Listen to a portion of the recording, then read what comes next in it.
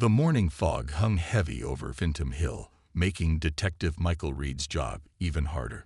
He pulled his coat tighter as he climbed the steep path, following the local police officer who had called him to the scene. The young officer's face was pale, and Reed could understand why. In his 15 years on the force, he had never heard of anything quite like this. "They're just up ahead, sir," the officer said, pointing to where two other policemen stood guard over something on the ground.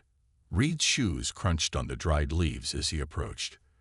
The scene before him made him stop in his tracks. Two men lay on their backs, positioned as if they were sleeping peacefully. They wore matching dark suits, clean and well-pressed. But that wasn't the strangest part. Over each man's face was a crude mask made of lead, crafted from what looked like melted metal that had been roughly shaped to cover their features. "Who found them?" Reed asked, kneeling to examine the bodies closer. "A boy who was hiking up here with his dog," the officer replied. "Around 7 this morning." Reed nodded, carefully lifting one of the lead masks. The face beneath belonged to a man in his early 30s, with no visible signs of injury. His expression was calm, almost serene. Next to the body lay a small piece of paper, protected from the morning dew by a plastic wrapper. "Hand me an evidence bag," Reed said, carefully picking up the note. The handwriting was neat and precise. "Meeting point, 16:30. Return, 18:30. Mask must be in place at the specified time." "Search their pockets," Reed ordered. The officers complied, finding wallets that identified the men as Robert Walker and James Mitchell, both electrical engineers from a nearby research facility. As Reed stood watching the coroner's team arrive, his phone buzzed. The caller ID showed it was Tom from the records department. "Reed here. Detective, you need to hear this. Those two men you found.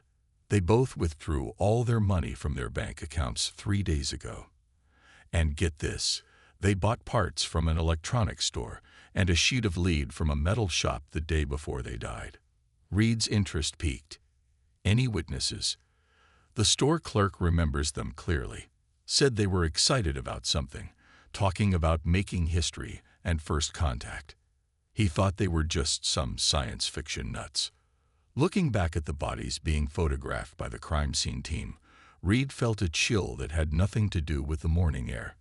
Both men were well-educated engineers with good jobs and families. They had carefully planned whatever they were doing up here, spending their savings and crafting those strange masks. "Bag everything," he told the team. "Every scrap of paper, every receipt in their pockets. I want their clothes tested for any unusual substances." As the sun rose higher, burning away the fog, Reed walked the perimeter of the scene. The grass showed no signs of struggle, no footprints besides those of the hiking boy who found them. It was as if the two men had simply laid down, put on their masks, and waited for something. Back at his car, Reed pulled out his notebook and wrote, "Walker and Mitchell. What were they waiting for? Why lead masks? Connection to their work." He underlined the word lead twice. Just then, his radio crackled. "Detective Reed, please respond." "Go ahead." "Sir, we just got a call from the research facility where Walker and Mitchell worked. Their supervisor wants to talk to you immediately. Says it's urgent and classified." Reed started his car, his mind racing with possibilities. Two engineers dead on a hillside, wearing homemade lead masks, a cryptic note about a meeting. And now their work was classified. This was no ordinary case. As he drove down the winding road toward the research facility, he couldn't shake the feeling that this was just the beginning of something much bigger. Whatever Walker and Mitchell had been involved in, it had cost them their lives, and Reed was determined to find out why. End of Part 1. Detective Reed sat in his office, staring at the photos spread across his desk. 3 weeks had passed since finding Walker and Mitchell on Vinton Hill, and the case had only grown stranger. The lab results showed no signs of drugs, no trauma, and no clear cause of death. It was as if both men had simply stopped living. The door opened, and a tall woman in a dark suit walked in. She held up an FBI badge. "Agent Lisa Thompson, we need to talk about your engineers." Reed straightened in his chair. "FBI, what's your interest in this case?" Thompson pulled out a laptop and placed it on his desk. "Because yours isn't the only one." She opened files showing similar cases, all pairs of dead scientists or engineers, all wearing homemade lead masks. 6 cases in 5 years, Thompson said, pointing to the screen. 2 physicists in Nevada, 2 electrical engineers in Maine, 2 computer scientists in Texas, all found in remote locations, all with the same type of masks. Reed leaned forward, his coffee forgotten. Why wasn't this connected before? Different jurisdictions, different times. Plus, some cases were quickly classified by the government. Thompson pulled out more photos. But look at this. Every single victim had recently made breakthrough discoveries in their fields. Reed picked up Walker and Mitchell's work files. They were working on quantum communication technology. Their supervisor wouldn't tell me details, said it was classified. Exactly, Thompson nodded. And here's where it gets interesting. Every pair of victims withdrew their money, bought similar materials, and left notes about meeting times. Some mentioned contact or signals. Reed's phone rang, interrupting them. It was the lab. He put it on speaker. "Detective, we found something odd in those masks," the technician said. "They're not just lead. There's a specific pattern etched into the metal at a microscopic level. Some kind of geometric design." Thompson quickly pulled up another file. "Like this." She showed an image of intricate, repeating patterns. "Yes, exactly," the technician confirmed. "How did you know?"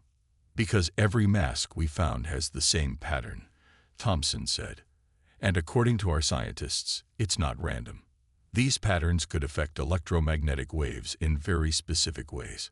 After the call ended, Reed walked to his evidence board. "So what are we dealing with?" "Some kind of cult." Thompson shook her head. "These were rational, highly educated people, top minds in their fields. Whatever they discovered, they believed it was worth risking everything for." "And the masks?" Reed asked. "Why lead?" "Lead blocks certain types of radiation," Thompson explained. "These people were trying to protect themselves from something. Or," she paused, "maybe trying to tune into something." Just then, Reed's computer beeped with a new email. His eyes widened as he read it. Another pair just disappeared in California. 2 quantum physicists. Their families say they bought lead sheets yesterday. Thompson was already grabbing her coat. "We might be able to stop this one. How fast can you get to the airport?" As they rushed out, Reed's mind raced. The pattern was clear now. Brilliant scientists, secret discoveries, lead masks with strange patterns. But the biggest question remained. What were they all trying to connect with? In the car, Thompson made rapid calls while Reed drove. "I need satellite coverage of all remote areas around San Francisco. Focus on places with low electromagnetic interference. And get me everything on Dr. Thomas Miller and Dr. William Hayes' recent research." Reed gripped the steering wheel tighter. "You think we can find them in time?" "We have to," Thompson said grimly.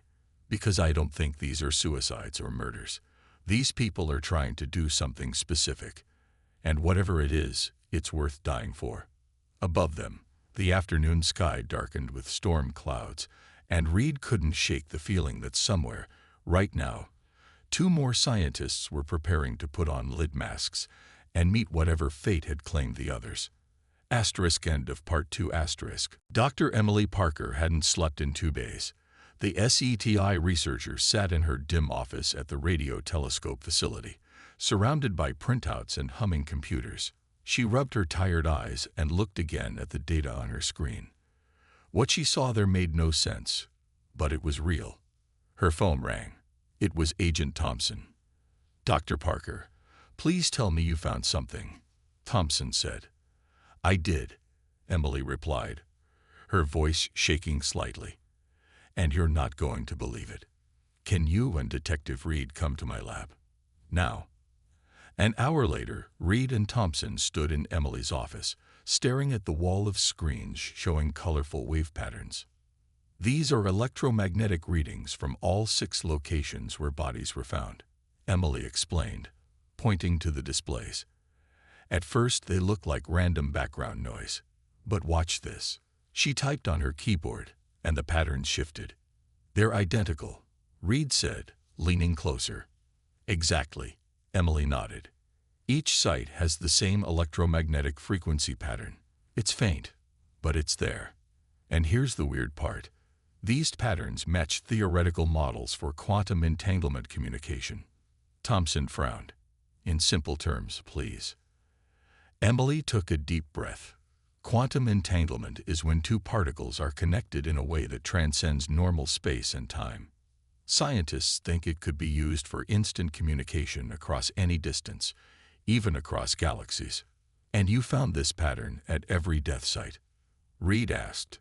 Yes, but that's not all. Emily pulled up another screen.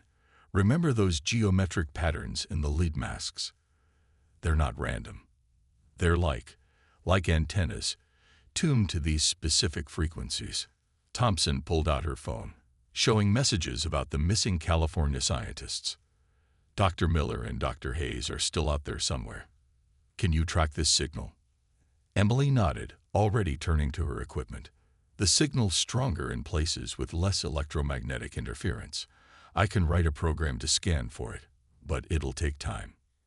Time we don't have, Reed said, checking his watch. It's already afternoon in California.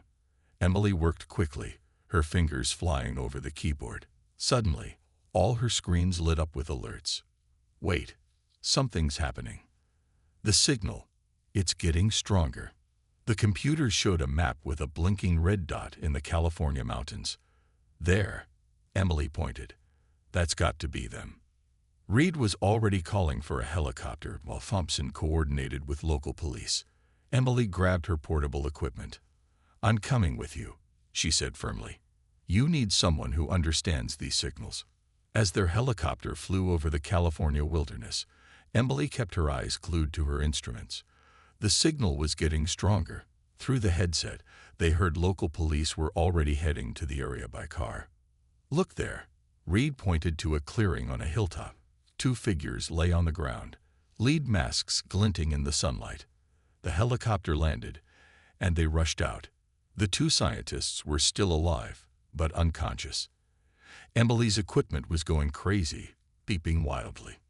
The signal's strongest I've ever seen it, she said, studying her readings. And look at this. Their brain patterns are synchronized with the frequency. Get those masks off them, Thompson ordered. As soon as the police removed the masks, the scientists began to wake up. Dr. Miller opened his eyes first, looking dazed. Did it work? Did we make contact? Contact with what? Reed asked gently. Miller looked at Hayes, who was also waking up. They shared a worried look before Miller spoke again. We found something in our quantum research, a signal, hidden in the fabric of space-time itself. It was trying to tell us something. Emily's equipment suddenly sparked and died. The strange frequency disappeared from her readings as quickly as it had appeared. Whatever you found, Thompson said, helping the scientists up. It's killed 6 people already. We need to know everything. As they walked back to the helicopter, Emily couldn't shake the feeling that they were being watched, not by anything on Earth, but by something far more distant and far more advanced. End of Part 3. The interview room at FBI headquarters was quiet except for the soft hum of the air conditioning. Detective Reed, Agent Thompson, and Dr. Parker sat across from an elderly man who kept fidgeting with his coffee cup.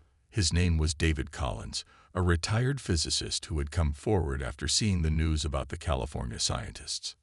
I was there at one of these meetings, Collins said, his hands shaking slightly. 2 years ago. I'm only alive because I ran away. Thompson leaned forward. Tell us everything you remember, Mr. Collins. Start from the beginning. Collins took a deep breath. I was working on quantum tunneling experiments at my lab. One day, I started picking up strange patterns in my data. At first, I thought it was equipment failure. But it wasn't, was it? Emily asked gently. Collins shook his head. No. The patterns, they were too precise, too regular. Then I started getting the messages. Messages? Reed asked. Pen ready. Numbers. Coordinates. Meeting times. Collins sipped his coffee. I found others online who had seen the same thing. We agreed to meet at the given location, a remote hill in Colorado. How many people were there? Thompson asked. 6 of us, all scientists or engineers. We had all made our own lead masks following the specifications in the signals. Collins closed his eyes, remembering. We stood in a circle. The air, it started to shimmer, like heat waves on a hot road. Emily checked her instruments. Are you picking up any frequencies now, as you remember it? No, Collins said. But what happened next? He paused, his face pale. There was this sound. High-pitched, but not exactly a sound. It was like information being poured directly into my brain. Reed wrote everything down. What kind of information? Images, mathematical equations, things I couldn't understand. Collins gripped his coffee cup tighter. The others, they were fascinated. But something felt wrong. The pressure in my head was too much. When I saw the others starting to collapse, I ripped off my mask and ran. Did you see what happened to the others? Thompson asked. No. I just ran until I couldn't run anymore. Later, I read in the papers that they had been found dead. Collins looked down at his hands. I've been hiding ever since, afraid they'd find me again. They? Emily asked. Who are they? Whatever was sending those signals, Collins whispered. It wasn't human. The math, the concepts, they were way beyond our current understanding. Like getting a glimpse of technology hundreds of years ahead of us. Reed spread out photos of the mask patterns. Can you tell us about these designs? Collins studied them. They're receivers, but also translators. The lead blocks most frequencies, but these patterns, he traced them with a shaking finger. They let specific wavelengths through, ones that can interface with human brain patterns, like a computer interface for the mind. Emily said, excitement in her voice. Yes, but our brains aren't ready for it, Collins warned. It's like trying to run modern software on a computer from the 1950s. The system crashes. Thompson's phone buzzed. After reading the message, she looked up gravely. 3 more scientists have gone missing in different states, all working on quantum physics projects. Collins stood up suddenly. You have to stop them. The signals, they're getting stronger, more frequent. Whatever's out there, it's getting impatient. Mr. Collins, Reed said, standing to, we need your help. You're the only one who's survived contact. Will you work with Dr. Parker to help us understand these signals? Collins looked at each of them, then slowly nodded. Yes, but we have to hurry. Because if I'm right about what's trying to make contact, he swallowed hard. The whole world needs to know what's coming. Outside the interview room, storm clouds gathered over Washington, D.C. In her bag, Emily's instruments began to beep softly, detecting a faint but familiar frequency that seemed to pulse like a heartbeat from somewhere far beyond Earth. End of Part 4. The basement lab at Walker and Mitchell's research facility was exactly as they had left it. Reed, Thompson, and Emily followed the facility director down the stairs, with David Collins close behind them. The air smelled of electronics and coffee. This is where they made their discovery, the director said, turning on the lights. We'd sealed it off as a crime scene, but everything's still here. Emily went straight to the main computer while Collins examined the equipment scattered around the lab. Notebooks filled with equations covered the desks, and complex diagrams were pinned to every wall. Look at this, Emily called out, pointing to her screen. Their last project was about quantum communication, trying to send messages through space using entangled particles. Thompson picked up a notebook. Can you explain what they were doing in simple terms? Collins answered while studying a diagram. They were looking for a way to send messages instantly across any distance. Einstein called it spooky action at a distance. When two particles are entangled, they stay connected no matter how far apart they are. Reed noticed a locked drawer under one of the desks.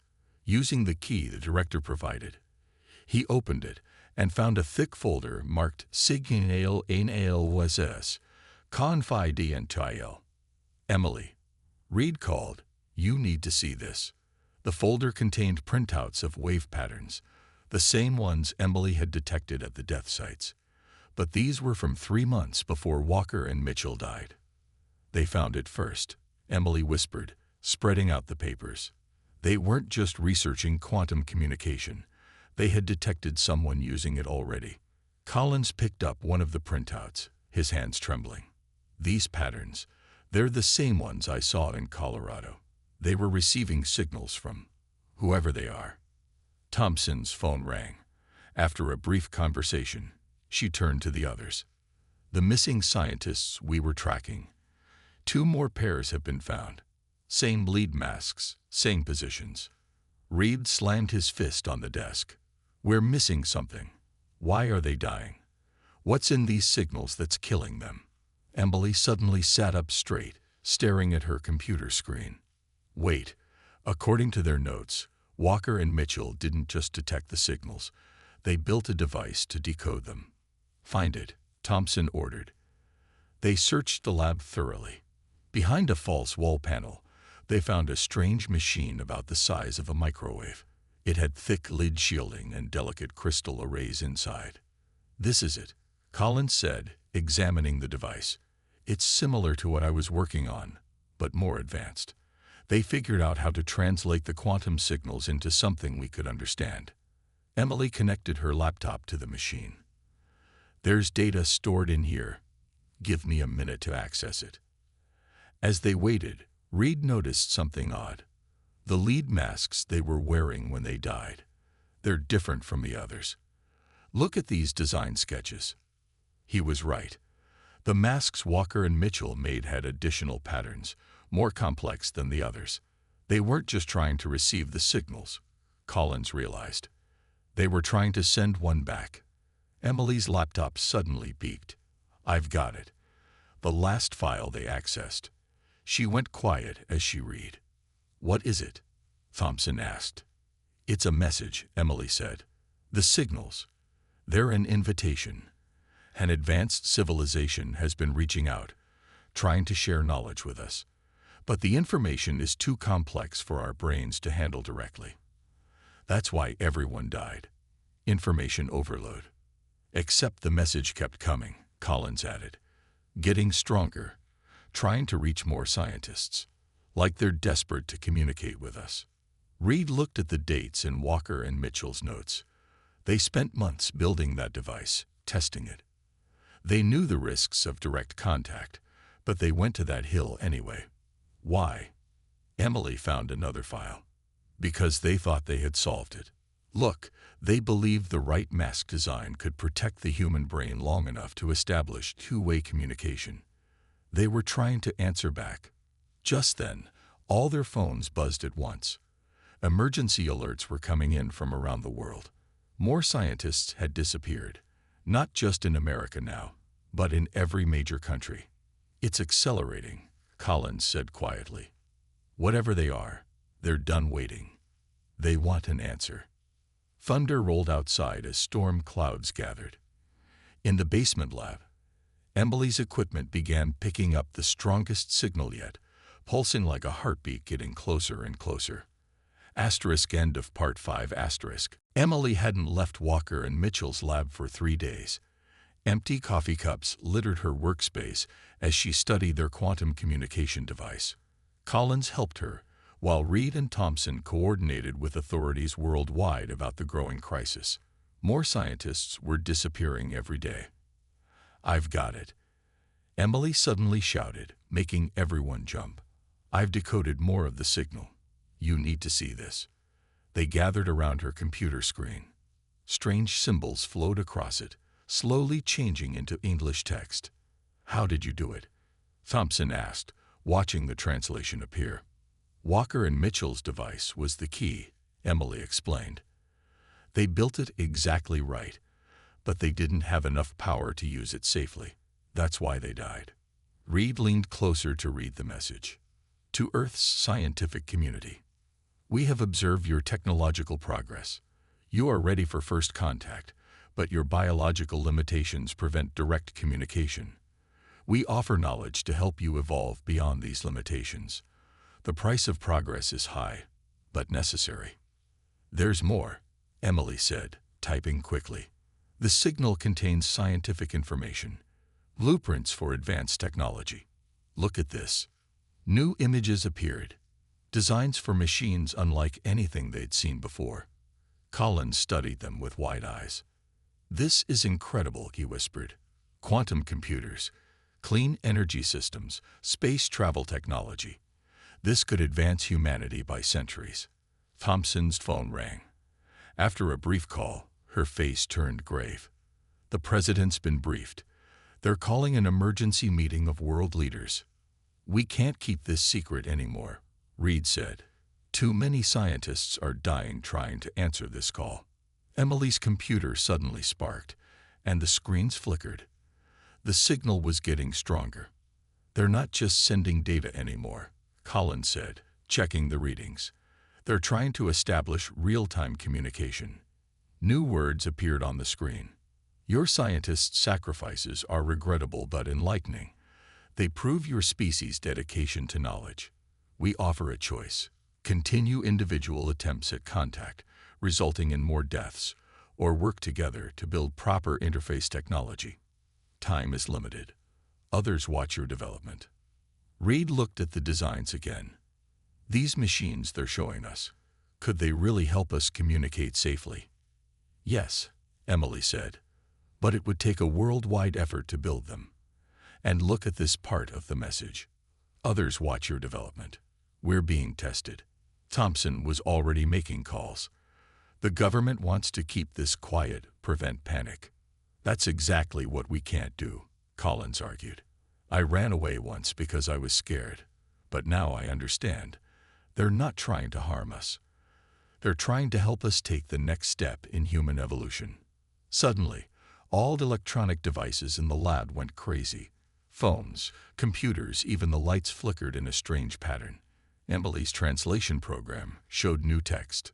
Final warning. Your planet faces challenges beyond your current ability to solve. We offer advancement, but you must choose quickly. Unified action is required.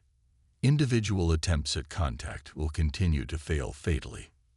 They're right, Emily said, looking at her colleagues. Climate change, resource depletion, population growth. We need their knowledge. But we have to stop scientists from trying to make contact alone. Reed stood up. Then we go public. Show everyone the truth.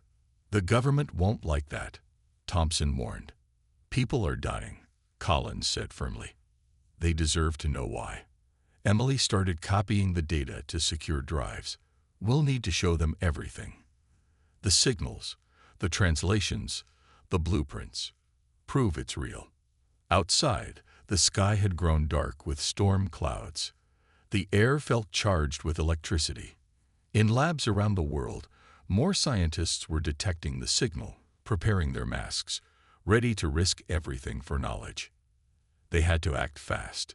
Humanity's first contact with an advanced civilization had already cost too many lives. Now they faced a choice: work together to build a bridge to the stars, or watch more brilliant minds sacrifice themselves trying to answer the call alone. End of Part 6. Sarah walked into the old abandoned house. She knew she should not be there, but something made her go in anyway. The door creaked as she pushed it open. Cobwebs hung from the ceiling. Dust covered everything. Sarah slowly made her way through the front hall. She peeked into the living room. There was an old couch with holes in it. A broken lamp sat on a small table. Sarah thought she heard a noise coming from upstairs. She froze and listened hard. Silence. Maybe it was just the wind, she told herself. Sarah climbed the wooden stairs. They groaned under her weight. At the top was a long hallway with several doors. Sarah chose the door at the very end. It opened into what looked like a child's bedroom. Faded blue wallpaper with rockets and planets covered the walls. A small bed sat in the corner. On the floor was a red toy truck. Something didn't feel right. A chill ran down Sarah's spine. Then she noticed a piece of paper on the dusty pillow. Sarah reached out with a shaky hand and picked it up. In a child's writing, it said, "Gee, he out." Sarah dropped the note. She turned and ran out of the room, her heart racing. She needed to leave this creepy house immediately. But when Sarah got to the stairs, she saw something that made her unable to move. At the bottom of the stairs, staring right at her, was a little boy. He looked very pale and sad, and he seemed to glow in the darkness. This story segment sets up a spooky scene with an abandoned old house, strange noises, a creepy child's bedroom, an ominous note, and the appearance of a ghostly little boy. It is written in simple language from the perspective of Sarah to build suspense and make the reader want to find out what happens next in the scary story. Sarah stared at the glowing boy. She could not believe what she was seeing. The boy looked at her with big, sad eyes. Then he slowly lifted his arm and pointed at something behind Sarah. Sarah did not want to turn around. She was afraid of what she might see, but she could not stop herself. Very slowly, Sarah turned her head. At the end of the hallway was another figure. But this one was not a child. It was a tall man wearing a long black coat and a dark hat. He stood very still and stared at Sarah. She could not see his face clearly in the shadows. Sarah's heart pounded with terror. The ghostly boy had vanished. Now it was just her and the dark figure. Sarah wanted to run, but her legs would not move. The man started walking towards her, his footsteps making no sound on the old wooden floor. As he got closer, Sarah finally found her voice. She screamed as loud as she could. Suddenly, Sarah sat up. She looked around, breathing heavily. She was on the couch in her own living room. The TV was on. It was just a dream. There was no creepy house, no glowing child, no dark man. Sarah sighed with relief and lay back down. She must have fallen asleep watching that scary movie. "I'm never watching a horror film before bed again," Sarah told herself before drifting back to sleep. In this segment, the story continues building suspense with the ghostly boy pointing at a new mysterious and menacing figure. A tall, shadowy man slowly approaching the terrified Sarah. But then it takes an abrupt twist, revealing that the entire sequence in the house was just a nightmare Sarah was having after falling asleep watching a scary movie. The "it was all a dream" ending is a classic trope in suspenseful stories. Despite the simple vocabulary, the scene painted creates a spooky mood while the sudden turn makes the reader reconsider everything that came before it.